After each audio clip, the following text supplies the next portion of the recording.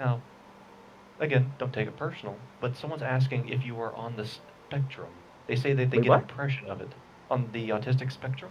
Oh, not to my knowledge, no. When I was in like high school, one of my like English teachers was like, "Hey, I'm pretty sure you have like a learning disability," and I'm like, "Well, fuck you. I'm your top student in your class, and I'm gonna go off to university and all this kind of stuff. I don't need your handouts for quote unquote a learning disability." Long story short, I can't spell.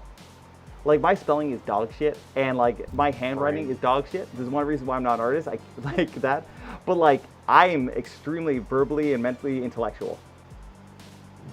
I actually don't know this about your family life, but were your parents overprotective of you? No.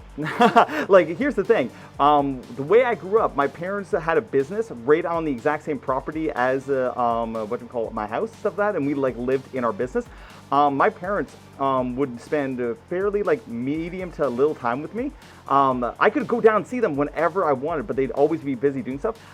As a kid, I actually like took care of my brother. Like I would cook for him, and I cooked for the family. I would do the laundry. I would do a lot of stuff. Like I would even work in the business and like pump gas and run credit cards at age 6. Like my parents weren't overprotective. They respected me as like a functional member of the family and an asset to the family, stuff like that.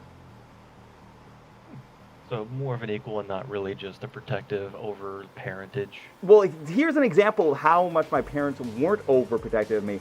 I got to a part in my like relationship with them that I no longer called my mom mom and my dad dad. I called them Dave and I called them Sandy.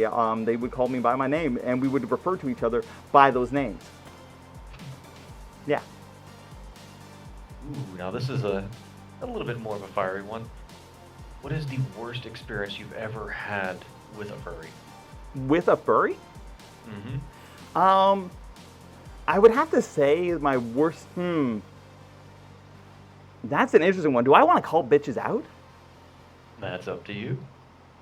I would say the worst experience I've had as a furry is when I thought that people were thought of me one way, stuff like that, and then after an event, they completely turned their backs on me, stuff like that. I would say that was probably my worst experience with furry, but in the retrospect, those people doing that removed themselves from my life, and it made my life better in the end. Like I got so much better from it. So I'm kind of the person that doesn't actually have bad experiences, and bad things will happen to me, but I tend to always be able to like mold them into something positive that uplifts me, like even a few moments later. So like it's very hard for me to say that I've ever had a bad experience with a furry because 9 times out of 10, whenever something bad happens to me, I always am able to reforge it into something like that so much better for myself. And I think that plays into perfectly for this, considering you like just your outlook on things and how you approach people, Yeah. but also given like how you were raised, especially since you were talking about how whenever you were managing your father's work, right?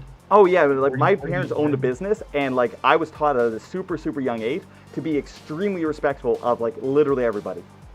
Yeah, they're playing off like, how are you so patient? How are you so nice? And I feel like your childhood did play some part in that. Oh fuck yeah.